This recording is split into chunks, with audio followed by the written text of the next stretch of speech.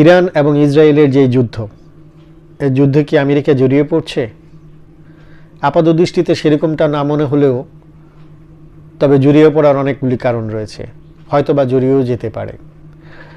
আমেরিকার যে ঘাঁটিগুলি মধ্যপ্রাচ্য জুড়ে রয়েছে, ইরাকে, তারপর সংযুক্ত আরব আমিরাতে, সৌদি আরবে, লেবাননে, তারপর জর্ডানে, এই সমস্ত ঘাঁটিগুলিও এখনও আমেরিকা অ্যাকচুয়ালি এই যুদ্ধে ইসরায়েলকে সাপোর্ট দেওয়ার জন্য তাদের কার্যক্রম কিন্তু ঠিকই চালিয়ে যাচ্ছে। এখন পর্যন্ত ইরান এবং ইসরায়েলের যে যুদ্ধ, সেটি মূলত আকাশপথেই হচ্ছে।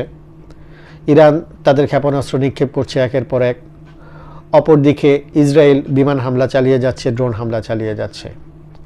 আর এই আকাশপথের প্রতিবন্ধকতা হিসাবে ইরানের জন্য সবচেয়ে বড় প্রতিবন্ধকতা হয়ে দাঁড়িয়েছে আমেরিকান ঘাঁটিগুলো। আমেরিকার এই সুবিস্তৃত জাল, এই ঘাঁটিগুলো প্রত্যেকটা পদক্ষেপে ইরানের মিসাইলগুলোকে প্রতিহত করার জন্য সর্বাত্মক চেষ্টা করে যাচ্ছে।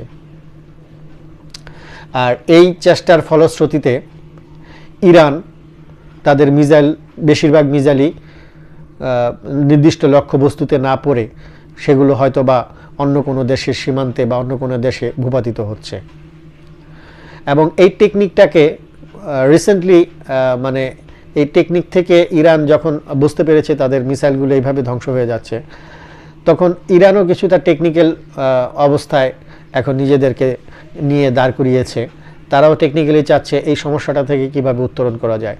এর জন্য তারা কিছু ফলস মিসাইল ছুটছে।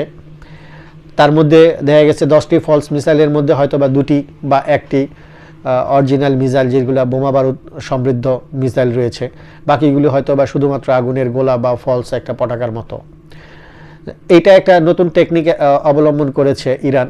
এটা খুব ভালো একটা বিষয়। যুদ্ধক্ষেত্রে এই জিনিসগুলো খুব কমই দেখা গেছে, এবারই দেখা যাচ্ছে। তবে স্বীকার করতেই হবে যে ইরান যুদ্ধবিদ্যায় অনেক পারদর্শী এবং আধুনিক এই বর্তমান বিশ্বকে তারা যেভাবে যুদ্ধের বিভিন্ন রকম কলাকৌশল অবলম্বন করছে, তাতে বিশ্ব অনেকটা হতবাক হয়ে যাচ্ছে ইরানের শক্তি এবং সামর্থ্য দেখে। তারপরেও সব কিছু মিলিয়ে জিলিয়ে যদি বিবেচনা করা যায়, ইরান কিন্তু এখনও পর্যন্ত সর্বাত্মক যুদ্ধ যেটাকে বলে, জল, স্থল, আকাশপথ, সব পথ ব্যবহার করে যুদ্ধ কিন্তু করছে না। কিন্তু আমেরিকা যদি তাদের সামরিক ঘাঁটিগুলোতে ইরানের আক্রমণের শিকার হয়, সেই ক্ষেত্রে হয়তোবা তারা সরাসরি যুদ্ধে জড়িত হবে। আর সেই যুদ্ধ করার জন্য তাদের বর্তমানে 40,000-এরও উপর সৈনিক, যেটা মধ্যপ্রাচ্য জুড়ে বিভিন্ন ঘাঁটিতে আমেরিকা রয়েছে, তারাই যথেষ্ট। তারা হয়তো স্থলপথে আঘাত হানতে পারে।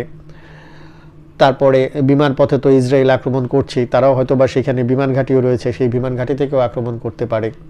আমেরিকা এরকমই একটা সুযোগের অপেক্ষায় বসে আছে।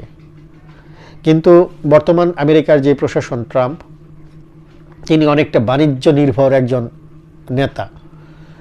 তিনি মূলত এই যুদ্ধে চাচ্ছেন ইসরায়েলকে এই যুদ্ধে বিভিন্ন রকমের বাণিজ্য সহযোগিতার মাধ্যমে অস্ত্র, গোলা বারুদ, ড্রোন বা মিসাইল বা আপনার আয়রন ডোমের যে রিঅ্যাক্টর, এগুলার মাধ্যমে, এগুলা বিক্রির মাধ্যমে আমেরিকাকে একটা বাণিজ্যিক সুবিধা দেওয়ার জন্য। কিন্তু যদি আমেরিকা ক্ষতিগ্রস্ত হয় এই ঘাঁটিগুলো, তাহলে আমার যতটুকু ধারণা অবশ্যই আমেরিকা এই যুদ্ধে সর্বাত্মকভাবে জড়িয়ে যাবে। সেই ক্ষেত্রে যুদ্ধটা হবে ভয়াবহ এবং প্রচণ্ড রকমের ক্ষতির কারণ হয়ে দাঁড়াবে ইরানের জন্য।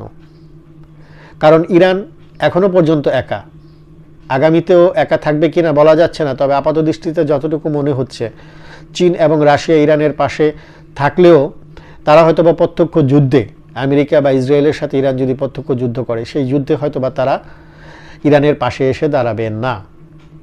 তার কারণ চীন সম্পর্কে আমরা যতটুকু জানি, চীন বাণিজ্য ছাড়া তেমন কিছু বোঝে না। চীন ইরানকে এখনও সহযোগিতা করে যাচ্ছে, ভবিষ্যতেও যাবে, তবে সেটা বাণিজ্যিকভাবে। আর রাশিয়ার বর্তমান যে প্রেক্ষাপট, সেই প্রেক্ষাপটে রাশিয়া এসে ইরানের পাশে মধ্যপ্রাচ্যে যুদ্ধ করবে, এটাও আশা করা যায় না। কারণ অলরেডি তারা একটি যুদ্ধের সাথে লিপ্ত আছে, ইউক্রেনের সাথে। সব দিক বিচার বিবেচনায় আরব রাষ্ট্রের যে অন্যান্য দেশগুলি আছে, তাদের মধ্যে হুতি, হিজবুল্লাহ, হামাস সহ অন্যান্য যে বিদ্রোহী গোষ্ঠীগুলি আছে তারা প্রত্যক্ষভাবে ইরানের পাশে দাঁড়ালেও আদতে কোনো দেশ, আরব কোনো ভূখণ্ডের কোনো দেশ ইরানের পাশে প্রত্যক্ষ যুদ্ধে জড়াবে না বলেই আমার যেটা ধারণা। তাহলে কি ইরান একা? হ্যাঁ, অনেকটা ইরান একাই।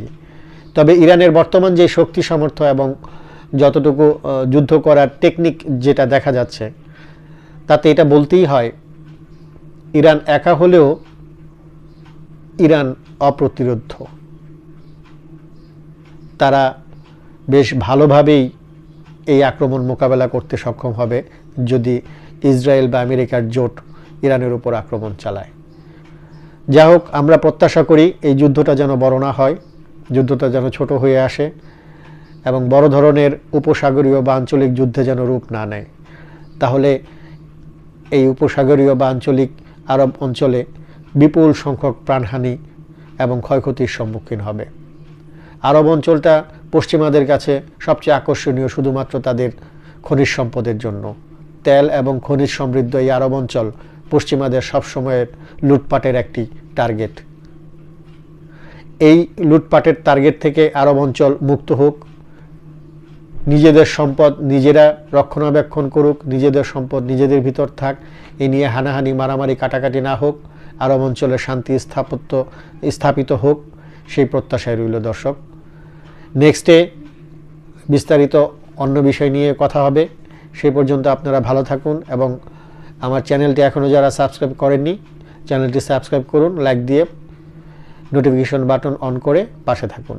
ধন্যবাদ সবাইকে। আসসালামু আলাইকুম।